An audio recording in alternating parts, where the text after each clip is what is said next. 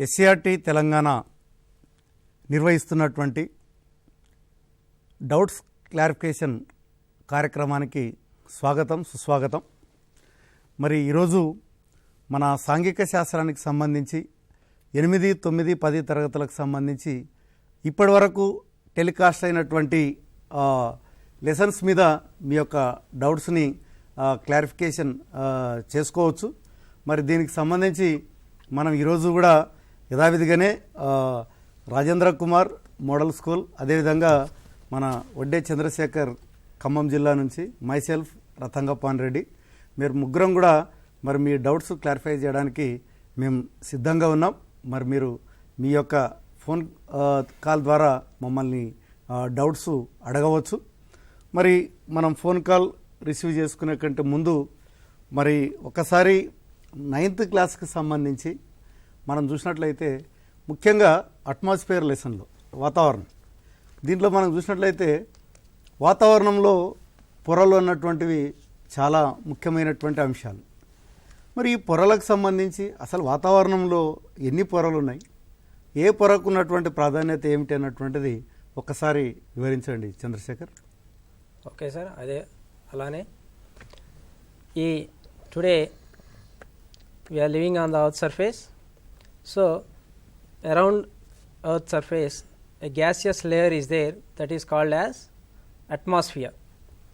Okay, so it's a atmosphere, it's a gaseous sea of gases which surrounds the earth surface. In that gases so many gases are there.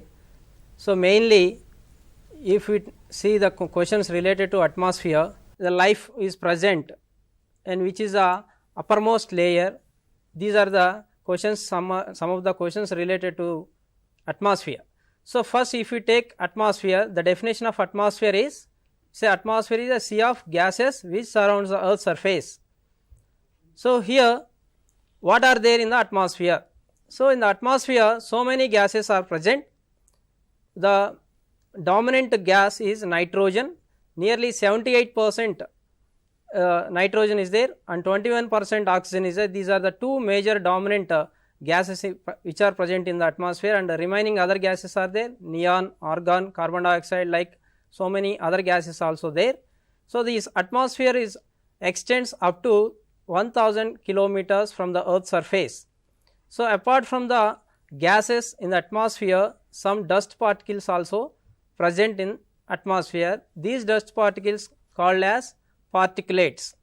Okay, if we see the structure of the atmosphere based on the chemical composition of the atmosphere, this atmosphere broadly divided into two layers, that is homosphere and heterosphere. So homosphere means the conditions or chemical composition is homogeneous in nature, that's why this is called homosphere. In this three layers are there. One is troposphere, stratosphere and mesosphere. So the second broad category is heterosphere. So in this sphere heterogeneous characteristics are there. In this thermosphere and exosphere are there. So if you see the atmosphere on the basis of density and temperature, in the basis of temperature. Okay, ఒకసారి మనం call receive చేసుకుందాం, తర్వాత continue చేద్దాం. Chandrasekhar, hello. Hello sir. చెప్పమ్మా, ఎక్కడి నుంచి call చేస్తున్నావు నువ్వు? హైదరాబాద్ సార్. ఆదిలాబాద్. చెప్పమ్మా, డౌట్ చెప్పు. హైదరాబాద్ సార్. హైదరాబాద్. డౌట్ చెప్పమ్మా. పేరు? నా పేరు కౌశిక్ సార్. కౌశిక్, చెప్పమ్మా. ఏ క్లాస్ అమ్మా? డౌట్ ఏందమ్మా? కోడ్ ఆఫ్ కండక్ట్ అంటే ఏంటి sir? What code of conduct. Yes sir. Okay. Yeah. So actually it is not at all, I mean what are the lessons so far telecasted in that one, we don't have this one, but anyhow you have asked the doubt on this one. It is the code of conduct, generally we listen this one, it is at the time of the election. Yeah. When the election process that one took place. So here the election commission will announce some code of conduct, means what type of the things has to be do and which we have to not to do during this election, that one will be there. So here it is even the what are the party that when it is in the power, they also should follow this what is the code of conduct it is.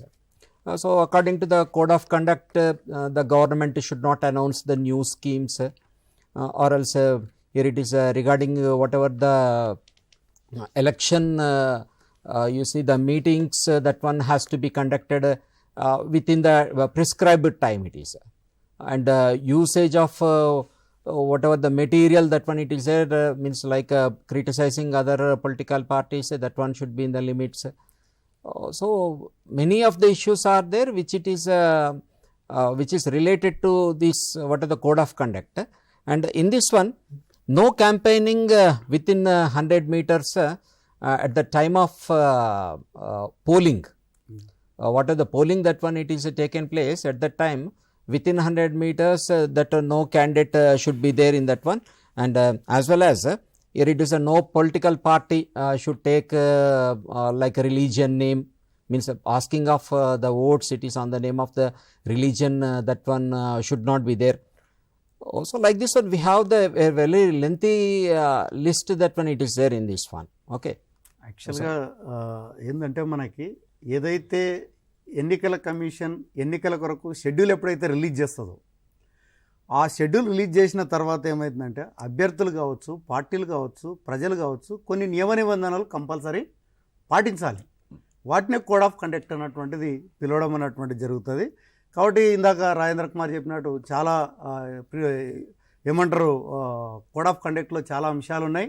వాటిలో మనం చూసినట్లయితే ఏదైతే ఎవరు కూడా polling స్టేషన్కి ఓటర్లను own వెహికల్లో అంటే రాజకీయ పార్టీలు ట్రాక్టర్లో కానీ కార్లలో కానీ ఎక్కించుకురావడం, అదేవిధంగా ఎలాంటి మతపరమైనటువంటి రెచ్చగొట్టేటువంటి ప్రకటనలు చేయకపోవడం, ఇవన్నీ కూడా కోడ్ ఆఫ్ కండక్ట్ కిందకి రావడం జరుగుతుంది. ఇప్పుడు మనం మరొక ఫోన్ కాల్ వస్తుంది, తీసుకుందాం. Hello hello sir. చెప్పమ్మా, ఎక్కడి నుంచి? నేను కొల్లూరు సార్. ఎక్కడ? కొల్లూరు నుంచి సార్. ఏ జిల్లా అమ్మా? రామచంద్రపురం, సంగారెడ్డి జిల్లా. సంగారెడ్డి జిల్లా. మీ పేరమ్మా? శ్రావణి సార్. శ్రావణి, చెప్పమ్మా. Activities social sir. ఇది అమ్మా సోషల్ లో యాక్టివిటీస్ బేస్డ్ అని లెసన్స్ పెట్టారు కదా సార్. అవును అవును. దాంట్లో ఎఫ్ఎస్ ప్రాజెక్ట్ చేయొచ్చు అమ్మా. దాంట్లో చాలా క్లియర్గా కమిషనర్ ఇచ్చినటువంటి ప్రొసీడింగ్లో చాలా క్లియర్గా ఏముందమ్మంటే, మనకి ఏదైతే ఇప్పుడు 10th క్లాసు తీసుకోండి ఒకసారి, మనకి పేపర్ 1లో 6వ లెసను, 7వ లెసను, 8వ లెసన్, 9వ లెసన్ 4 లెసన్లు తీసేశారు. అట్లాగే పేపర్ 2కి వచ్చేటప్పటికి 13th, 19th లెసన్స్ 2 తీసేయడం జరిగింది. వీటి నుంచి మీకు మీ టీచర్స్ మీకు యాక్టివిటీస్ ఇస్తారు, కానీ వాటిని ఫార్మేటివ్ అసెస్మెంట్ కింద పరిగణలోకి తీసుకోబడదు. ఎందుకు మరి చేయాలి సార్ మీరు అనొచ్చు. మేము ఏమీ చేయనప్పుడు దాన్ని ఎందుకు చేయాలి సార్ అంటే, మీరు యాజ్ ఎ 10th స్టూడెంట్గా ఆ పాఠాల గురించి కూడా తెలుసుకోవాల్సినటువంటి అవసరం ఉంది. అందుకనే మీరు దాని గురించి యాక్టివిటీస్ చేస్తే కొంత మీకు ఆ పాఠాల మీద అవగాహన రావడానికి అవకాశం ఉంది. కానీ ఈ పాఠాల నుంచి ఫార్మేటివ్ అసెస్మెంట్కి కానీ సమ్మేటివ్ అసెస్మెంట్కి కానీ ఎటువంటి ప్రశ్నలు రావు. ఓకే, నెక్స్ట్ ఇంకో ఫోన్ కాల్ వస్తుంది. Hello hello. చెప్పమ్మా, ఎక్కడి నుంచి? హైదరాబాద్. హైదరాబాద్. పేరమ్మా? పేరమ్మా? ఫణీందర్. ఫణీందర్, డౌట్ అడుగు Phanindar. Impact of economic depression answer కావాలి. Impact of economic depression. Okay. Okay. So economic depression, that one generally it is a worldwide which took place during the what is the 1929-30 that period it is. Generally that one took place. Yeah. Almost in the world everywhere, somewhere the economic depressions will take place. But why that one only it is major means that one affected a whole world, that one took place. So generally during this time, the effective on the production will be there. So here what will happen, the inflation, that one is the major one, here it will take place. Because of the production, if it is less, then naturally what will happen, whatever the price of the goods will increase, and here the valuation of money means what are the value of the money will come down. You see, when we take this one, it is a depression. At that time, even now if we take the 10 rupees one, at that time 10 rupees will not be very small amount it is. At that time, even if you take 500 rupees also, that one won't be sufficient. That is what we say it as a you take whatever the money, that one it is in the bags, and you bring the items in a small like a pockets it is. So, lot of inflation will be there, and the production will be reduced. Why? Because of here when the production is less, automatically what will happen, employment will not be there, and when the employment is not there, income generation will not be there. When the income generation is not there, purchasing power also will come down. So, like that one, it will impact, it is a one another one, means the production, distribution and exchange. These three will be affected with this one. So, Ratanpan sir, you want to add anything? Yes, యాక్చువల్గా మనం చూసినట్టయితే ఈ యొక్క great depression అన్నటువంటిది ప్రపంచవ్యాప్తంగా వచ్చినటువంటి ఒక రకమైనటువంటి ఆర్థికపరమైనటువంటి పరిణామం అది. దాంట్లో ముఖ్యంగా ఏంటంటే మేజర్ థింగ్ ఏంటంటే ఫస్ట్ డిమాండ్ డౌన్ అయిపోవడం వల్ల, అంటే డిమాండ్ డిక్రీజ్ కావడం వల్ల ఏమవుతుందంటే ఆటోమేటిక్గా ప్రైస్ అన్నటువంటివి పడిపోవడం అన్నటువంటిది జరిగింది. ఎప్పుడైతే ప్రైస్ పడిపోవడం అన్నటువంటిది జరుగుతుందో ఆటోమేటిక్గా ఏమైపోయింది, కంపెనీలన్నీ కూడా ఉత్పత్తిని ఆపేసినాయి. ఎప్పుడైతే ఉత్పత్తిని ఆపేసిందో ఎంతోమంది ఉద్యోగాలు కోల్పోవడం అన్నటువంటిది జరిగింది. ఎప్పుడైతే ఉద్యోగం కోల్పోయిందో ఆటోమేటిక్గా పర్చేజింగ్ పవర్ అన్నటువంటిది తగ్గిపోవడం అన్నటువంటిది జరుగుతుంది. ఎప్పుడైతే పర్చేజింగ్ పవర్ తగ్గిపోయిందో ఆటోమేటిక్గా ఉత్పత్తి మీద మరింత ప్రభావం చూపించడం అన్నటువంటిది జరుగుతుంది.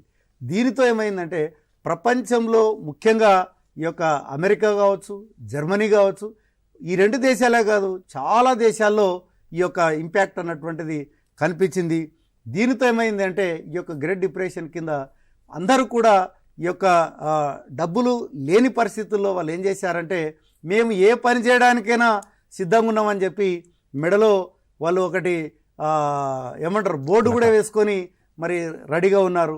అట్లాగే ఎప్పుడైతే ఈ యొక్క ధరలు బాగా పడిపోయేటువంటి పరిస్థితి ఉన్నప్పుడు ఇలాంటి పరిస్థితుల్లో జర్మనీ ఏం చేసిందంటే మరి ఎక్కువగా నోట్లను ముద్రించి మరి జనాల్లోకి రిలీజ్ చేయడం వల్ల ఏమైందంటే వాళ్ళు బస్తాల్లో డబ్బు తీసుకెళ్తే చేయి సంచికి వస్తువులు వచ్చేటువంటి పరిస్థితి కూడా మనం గమనించడం అన్నటువంటిది జరిగింది. కాబట్టి గ్రేట్ డిప్రెషన్ వల్ల ఏమైందంటే మొత్తం దేశ ఆర్థిక వ్యవస్థ అంతా కూడా చిన్నాభిన్నం కావడం అన్నటువంటిది జరిగింది. దానితో ఏమైందంటే ఇటు అనేక దేశాల్లో ఆర్థిక మాంద్య పరిస్థితులు ఏర్పడి ప్రజల యొక్క జీవనం అన్నటువంటిది చిన్నాభిన్నం కావడం అని జరిగింది. మరి దాని కొరకు ఈ యొక్క అమెరికా చాలా మటుకు ప్రికాషన్స్ కూడా తీసుకోవడం అన్నటువంటిది కూడా జరిగింది. ముఖ్యంగా మనం తీసుకున్నట్లయితే నిరుద్యోగులకు నిరుద్యోగ భృతి ఇవ్వడం, అదేవిధంగా పెన్షన్స్ ఇవ్వడం, అట్లాగే మనం చూసినట్లయితే చిన్న చిన్న ఉద్యోగాలు మళ్ళీ క్రియేట్ చేయడం. కానీ ఎప్పుడూ మరి దాన్ని నార్మల్ స్థితికి తేవాలని చెప్పి జేఎం కీన్స్ అన్నటువంటి వ్యక్తి అతడు ఏం చేశాడంటే ప్రభుత్వాలు ఇలాంటి సమయంలో పెద్ద ఎత్తున పెట్టుబడులు పెట్టడం ద్వారా మరి ప్రజలకు మరి ఉద్యోగావకాశాలు కల్పించి వాళ్ళలో ఒక ఆదాయాన్ని పెంచి మళ్ళీ పర్చేజింగ్ పవర్ పెంచడానికి అవకాశం ఉందని చెప్పి అతడు సూచించడం జరిగింది. మీరు మొన్ననే మన దేశంలో కూడా చూశారు, ఏది కోవిడ్ లాక్డౌన్ కాలంలో ప్రభుత్వాలు కూడా ఏం చేశాయి, ప్రజలకు విపరీతంగా 25,000 కోట్ల లక్షల రూపాయలు మనకి ఈ యొక్క ఖర్చు పెట్టడం అన్నటువంటిది కూడా జరిగింది. దాని ద్వారా ఏమైందంటే ప్రజల యొక్క కొనుగోలు శక్తి పెరగడానికి అవకాశం ఉంది. మరొక ఫోన్ కాల్ వస్తుంది, చూద్దాం. Hello hello sir. చెప్పమ్మా, ఎక్కడి నుంచి నీ పేరు? మా పేరు నాగరాజు సార్. నాగరాజు, ఎక్కడి నుంచి అమ్మా? కొల్లూరు నుంచి సార్, రామచంద్రపురం మండలం. Okay, very good. రామచంద్రపూర్, చెప్పు, డౌట్ అడుగమ్మా. వ్యవస్థీకృత అవస్థీకృత తేడాలు చెప్పండి sir. Okay, unorganised sector. Okay okay. So organised sector అంటే ఇక్కడనే మనకి దీని మీనింగ్ ఏర్పడిపోతుంది, which it is a perfectly organised one. Here it is whatever the employment and production, these two will be in a perfect pattern. Means here proper planning of the production will be there, okay, and as well as here proper whatever the employment generation also will be there. Generally, whatever the government sector and as well as the public sector people are there, they are having they are in organized sector. So these organized sector people will have means employee wise, if we see, they have very good means what are the regular salaries are there, and as well as they have the paid holidays will be there, and then some what are the welfare schemes also, that one it is implemented to these people. So in the other hand, if we see what are the unorganized sector, means here it is in India, in Indian economy we can see around 90% of the people are there who are in the unorganized sector only. Unorganized sector means here it is the people, suppose you see every day a vegetable vendor is there, కూరగాయలు అమ్మే అతను, and as well as the people who will go to the agriculture work, means the labor we can say it as, you take it as one hotel fellow, one pawn shop fellow, this all the people are there, they are under the unorganized sector it is. They don't have any proper what are the regular income, it is not there. And even we can see some small industries also which are there as a part of this unorganized sector.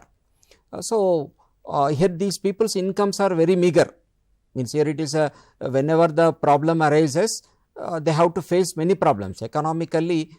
What are the support for these people is very less. So like this one, in unorganized sector a very good regular wage will be there, unorganized sector that one will not be there, and certain welfare schemes are there for these people who are the organized sector, and the same in the unorganized sector we can see the absence of any welfare one it is. So like this one we can differentiate these two. Okay, వ్యవస్థీకృత వ్యవస్థీకృత రంగానికి సంబంధించి simple బాబు. యాక్చువల్గా అయితే ఉద్యోగ భద్రత అన్నటువంటిది వ్యవస్థీకృత రంగంలో ఉంటుంది, ఫిక్స్డ్ శాలరీ ఉంటుంది, ఎటువంటి జీతంతో కూడినటువంటి సెలవులు ఉంటాయి, అట్లాగే హాలిడేస్ వస్తే కూడా జీతం వస్తుంది.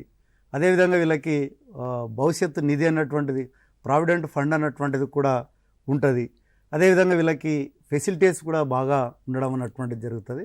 అదే అన్ఆర్గనైజ్డ్ సెక్టర్ వాళ్ళకి ఫెసిలిటీస్ ఏవి కూడా ఉండవు, వాళ్ళకి పని చేస్తేనే జీతం, తక్కువ జీతం, భద్రత ఉండదు, ఫెసిలిటీస్ సరిగా ఉండవు.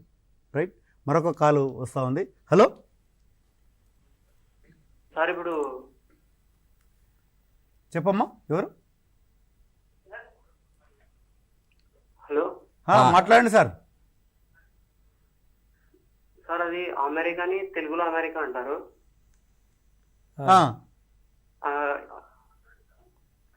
అమెరికాని తెలుగులో అమెరికా అంటారు, ఆస్ట్రేలియాని తెలుగులో ఇంగ్లీష్లో అమెరికా అమెరికా అంటారు, ఆస్ట్రేలియాని కూడా ఆస్ట్రేలియా ఆస్ట్రేలియా అంటారు, కానీ ఇండియాని మాత్రం ఇండియా భారతదేశం అని ఎందుకంటారు? అది దీనికి కూడా కరెక్టే. ఒక చిన్న చారిత్రక నేపథ్యం ఉంది. యాక్చువల్గా అయితే మన దేశాన్ని బ్రిటిష్ వాళ్ళు పరిపాలన చేసినప్పుడు యాక్చువల్గా వాళ్ళు ఏంటంటే మనకి అప్పుడు ఇండస్ అంటే సింధు నది ఒడ్డున నివసించేటువంటి సింధు నది అన్నటువంటిది భారతదేశంలో ప్రవహిస్తుంది కాబట్టి అప్పుడు మనకి పాకిస్తాన్ ఇండియా అన్నటువంటిది ఇండియానే ఉంది కాబట్టి వాళ్ళు ఏం చేసినారంటే బ్రిటిషర్సు ఈ ఇండస్ దగ్గర నివసించేటువంటి వాళ్ళు ఇండియన్స్ అన్నటువంటి పదంతో వాళ్ళు ఇండియన్స్ అన్నటువంటిది ఆ ఉచ్చారణతోని వాళ్ళకి ఏమైందంటే ఇండియా వాళ్ళని ఇండియన్స్ అనిగా పిలువబడనటువంటిది జరిగింది. అదే భారతదేశం అని ఎందుకన్నాడంటే పూర్వము మన భారతదేశాన్ని భరతుడు అన్నటువంటి రాజు పరిపాలన చేయడం వల్ల దీనికి భారతదేశము అన్నటువంటిది పేరు రావడం అన్నటువంటిది జరిగింది. కాబట్టి ఇక్కడ ఇండియా అన్నదేమో మనకి బ్రిటిష్ వాళ్ళ నుంచి రావడం జరిగింది, భారతదేశం అన్నటువంటిది మాత్రం మనకి చారిత్రక నేపథ్యం నుంచి రావడం అన్నటువంటిది జరిగింది. కానీ మరి మిగతా దేశాలకు అట్లా ఎందుకు లేదు అని అంటే అది మరి బహుశా అక్కడ లోకల్ హిస్టరీ వాళ్ళకి లేదేమో. యునైటెడ్ స్టేట్స్ ఆఫ్ అమెరికాని పిలుస్తున్నారు, అట్లాగే ఆస్ట్రేలియానే పిలుస్తున్నారు. ఇంకోటి ఏంటంటే ఇక్కడ మనం ఆలోచన చేయాల్సింది ఏంటంటే మనము మన స్థానిక భాషలో మనం భారతదేశం అని పిలుస్తున్నాం, కానీ ఇప్పుడు వాళ్ళకి దాంతో అవసరం లేదు. వేరే దేశం వాళ్ళకి ఎంతసేపు ఉన్న ఇండియానే వస్తుంది, కానీ భారతదేశం అని మనం చెప్తే తప్ప మన ఇండియన్స్కే అర్థమవుతుంది, కానీ వాళ్ళకి పెద్దగా అర్థమయ్యే పరిస్థితి కూడా ఉండదు బాబు. ఎస్, చెప్పమ్మా ఈ పేరు. పురుషోత్తం, హైదరాబాద్ నుంచి. Okay. పురుషోత్తం, చెప్పమ్మా, డౌట్ అడుగు. ఇది ఎగ్జామ్స్ ఆన్లైన్ లో ఉంటాయో ఆఫ్లైన్ లో ఉంటాయో plus objective or normal paper అన్నది. వామ్మో, చాలా అడిగావు, కానీ ఇప్పటి వరకు మనకు ప్రభుత్వం నుంచి ఎటువంటి దీని మీద ఉత్తర్వులు లేవు. కాబట్టి మనం ఆలోచన చేయాల్సింది ఏంటంటే, గతంలో ఎట్లయితే ఎగ్జామ్ పేపర్ ఉందో ఇప్పుడు నువ్వు దానికే ప్రిపేర్ అయి ఉండు. కొత్త దానిల గురించి ఏమి ఆలోచన చెయ్యకు. ఎందుకంటే ఇంకా గవర్నమెంట్ ఎటువంటి డెసిషన్ తీసుకోలేదు. డెసిషన్ తీసుకోలేదంటే దాని అర్థం ఏంది, యాజ్ యూజువల్గా గతంలో ఎట్లయితే పేపర్ మెథడ్ ఉందో ఇప్పుడు అదే మెథడే కంటిన్యూ అవుతుంది. కాబట్టి మనం గవర్నమెంట్ డెసిషన్ వచ్చేంత వరకు మనం లాస్ట్ ఇయర్ పేపర్ మాదిరే నువ్వు మంచిగా ప్రిపేర్ అయి ఉండు బాబు. రైట్, నెక్స్ట్ ఇంకొక కాల్ తీసుకుందాం. సార్ గుడ్ మార్నింగ్ సార్, నా పేరు శ్రియా. శ్రియా, చెప్పమ్మా. హైదరాబాద్ నుంచి కాల్ చేస్తున్నాను. అది ఎగ్జామ్ ఆఫ్లైన్ ఉంటుందా లేదా ఆన్లైన్ ఉంటుందా సార్ ఈసారి? ఇప్పుడే కదమ్మా, అదే ఎగ్జామ్ ఆఫ్లైన్ ఆన్లైన్ అన్నటువంటిది ఇంకా గవర్నమెంట్ ఎటువంటి డెసిషన్ తీసుకోలేదమ్మా. కాబట్టి లాస్ట్ ఇయర్ ఎట్లయితే ఎగ్జామ్స్ ఫాలో అయినామో మెథడు, అదే మెథడే ఇప్పుడు కూడా స్టిల్ మనం ఫాలో అవుతున్నాం. గవర్నమెంట్ నుంచి ఏమైనా డెసిషన్ వస్తే తప్ప మార్పు అనేది ఏమీ ఉండదు. Next anything sir call. Hello hello hello hello, చెప్పమ్మా. రైట్, కట్ అయినట్టుంది Rajendra Kumar. So regarding India అనే పేరు దాని వెనకాల వేరే కంట్రీస్ని మనం చూసుకుంటే, అంటే ఇప్పుడు అబ్బాయి తీసుకున్నట్టుగా ఆస్ట్రేలియా, అమెరికా అనేటిది జనరల్గా అక్కడ చూసుకుంటే మనకి వాళ్ళకి హిస్టారికల్గా పెద్దగా ఏం లేదు. మనం ఇప్పుడు అమెరికా చూసుకుంటే యూరోపియన్స్ వెళ్ళిన తర్వాతనే అక్కడ దాదాపుగా అంటే కొన్ని సంస్కృతులు ఉండొచ్చు, కానీ మేజర్గా మనకి అక్కడ కనబడవు. కాబట్టి సో ఈ అమెరిగో విస్పూచి పేరు పైనే ఈ అమెరికా అని పిలవడము. సో ఆ రకంగా లోకల్ చరిత్రలు అయితే ఎక్కడైతే కొద్ది తక్కువగా ఉన్నాయో అక్కడ ఒకటే పేరుతోటి తీసుకోవడం జరిగింది. అదే భారతదేశంలో if you take whatever the civilization it is there, Indus Valley civilization, very old one it is there. So that is what different names are there for the India it is. Okay, next మనం continue. Right, ఇప్పుడు Chandrashekar. Hello, atmosphere. మళ్ళొక phone call వస్తుంది. Hello hello sir, good afternoon sir. Good afternoon అమ్మా. ఎక్కడి నుంచి? Sangareddy sir. Sangareddy, పేరు? రిషిత. రిషిత, చెప్పమ్మా, doubt అడుగు. Sir advancing monsoons and returning monsoons గురించి చెప్పండి. Okay, advancing monsoons and returning monsoons. Chandrashekar. Okay, very good question, Amma. In our India, our climate is a seasonal type of climate, a monsoon type of climate. So monsoons are seasonal winds. So winds are three types, planetary winds, seasonal winds and local winds. Like that in India we have seasonal winds. These seasonal winds are called as monsoons. So monsoon, the name word comes from Arab Mausam. Okay, so in these monsoons we have two types of monsoons. One is advancing monsoons and the second one is a retreating monsoon. So when in the rainy season, generally in from mid June to September in our India we are experiencing rainy season. So in this rainy season on the India mainland we are experiencing a low pressure. So at that time, to fulfill the low pressure, the winds are coming from the high pressure areas, particularly from Indian Ocean. So when the winds are coming from Indian Ocean, when they cross the equator, they tilted towards right. So in the earlier class we have discussed about Coriolis effect. So when they cross the equator, they tilted towards right. When they are entering into India, they are entering from southwest direction. That's why we are calling them as southwest monsoons and also call them as advancing monsoons.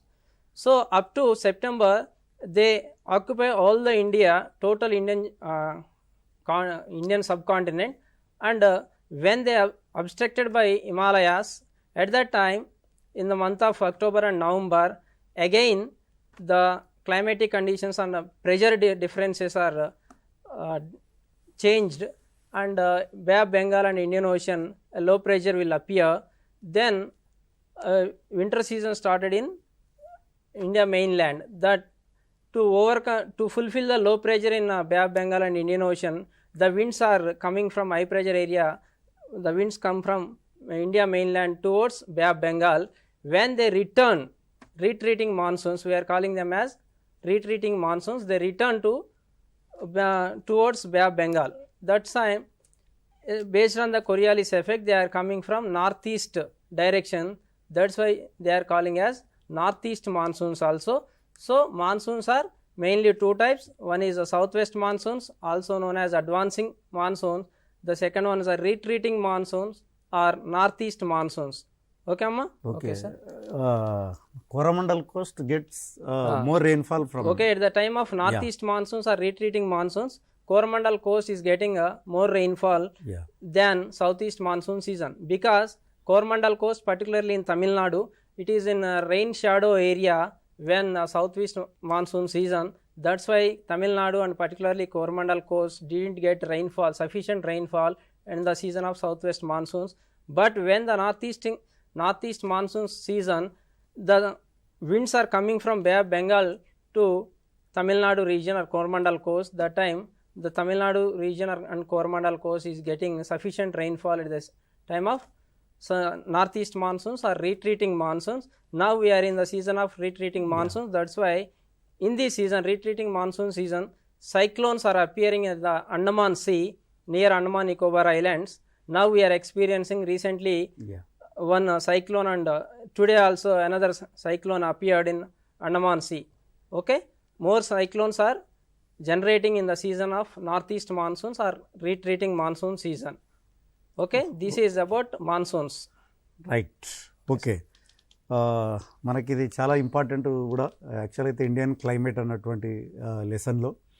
ఇక మనం atmosphere వచ్చినట్లయితే మరి continue చేయవలసిందిగా Chandrasekhar. Okay, now we are discussing about the atmosphere and composition of atmosphere and structure of atmosphere also. So based on the composition of the chemical composition of the atmosphere broadly divided into two sub groups, and based on the density and the temperature, atmosphere is divided into 5 minor layers or 5 layers.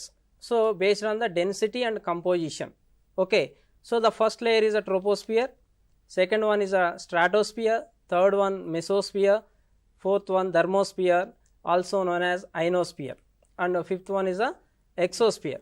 So if you see one by one, the first and foremost layer, which is very near to the Earth's surface, is called troposphere. This is the thickest layer, atmospheric layer. So in the picture we are observing the structure of the atmosphere and characteristics of atmosphere we can observe in the picture. The red line indicates that the temperature, how the temperature increases in one layer and decreases another layer, contradictory. In the first layer it is decreasing when the altitude is increasing, in the second layer it is increasing when altitude is increasing. Like that we can observe the atmosphere in this picture. So one by one we will see the next. First is the troposphere. So what are the characteristics of troposphere? This is the lowest and foremost first layer, very near to the Earth's surface, and is the thickest layer. So the height, average height of the troposphere is 13 kilometers from the Earth's surface, average height, but only 8 kilometers height is there near polar region, but at the near equator it has 18 kilometers height. So then the thickness of the troposphere is very high near equator, because mostly 75% of the gases of the atmosphere present in this layer because of the gravitational force. That's why this is a first layer. So in this layer we can when we are going upward, when the altitude is increasing, the temperature is decreasing. This is also known as a normal lapse rate. So when for every 1000 meters 6.4 degrees of centigrade temperature is decreasing when the altitude is increasing. This is a main characteristics of troposphere. Then the second one. Okay, if we take a second layer, that is a stratosphere, this is very extends up to 50 kilometers, almost free from clouds. So in the atmosphere picture we can observe is a layer is Continue. Layer is suitable for flying a jet aircrafts because almost free from clouds. It's a pleasant sphere. That's why in the stratosphere is suitable for jet stream. One more important thing in the stratosphere is it is ozone layer is there in the stratosphere. So we all know about ozone layer O3. So it protects us from ultraviolet rays. That's why it's a most important layer. The third one is a mesosphere. It extends up to 80 kilometers. When the meteorites coming towards Earth's surface, when they enter into the mesosphere, they burn up when they enter into mesosphere. In this layer, the temperature decreasing with the increase in altitude. Okay, the fourth one is the thermosphere. This is also important and also known as ionosphere. This is extends up to 400 kilometers. In the sphere, some electrically charged particles are known as ions. So these ions are useful to transmit the radio waves when we are releasing into the atmosphere from Earth's surface, and they reflected back because of the ions which are present in the ionosphere to the Earth's surface. Now we are getting all the signals because of the ions which are present in the ionosphere. That's why the thermosphere is known as ionosphere also. So the last one is a exosphere, uppermost layer, highest layer is we know very little about this exosphere. So these are the 5 layers based on the basis of density and temperature. We have 5 layers in the atmosphere. So this is about the atmosphere. Okay right. వాతావరణ పొరల గురించి చాలా డీటెయిల్గా చెప్పడం జరిగింది. ఇక మనం యథావిధిగానే మరి చాలామంది విద్యార్థులు ఎంతో ఉత్సాహంతో ఈ యొక్క ఫోన్ ఇన్ ప్రోగ్రాంలో పాల్గొంటున్నారు. మొట్టమొదట మీ అందరికీ కంగ్రాచులేషన్స్. ఎందుకంటే మరి ఇట్లా అడగడంలో ఉన్న మీ ఎంతూజియాజానికి మేము చాలా హ్యాట్సప్ చెప్తున్నాం. మరి మిగతా విద్యార్థులు కూడా అందరూ కూడా ఈ రకంగా ఫోన్ ఇన్ ప్రోగ్రాంలో ట్రై చేయండి. మరి నెక్స్ట్ సాటర్డే సెకండ్ సాటర్డే ఉంది కాబట్టి మరి ప్రసారం ఉండదు. మళ్ళీ థర్డ్ సాటర్డే రోజు మనకి ఈ యొక్క డౌట్ క్లారిఫికేషన్ కార్యక్రమం ఉంటుంది. మరి అంతవరకు ఈ యొక్క టెలికాస్ట్ అయినటువంటి టీశాట్లో టెలికాస్ట్ అయినటువంటి పాఠాలు విని మీకున్నటువంటి డౌట్స్ని రాసుకొని మళ్ళీ నెక్స్ట్ మనకి ఈ యొక్క థర్డ్ సాటర్డే కార్యక్రమంలో మీరు అడుగుతారని ఆశిస్తూ మరి ఇంతటితో మేము సెలవు తీసుకుంటున్నాం.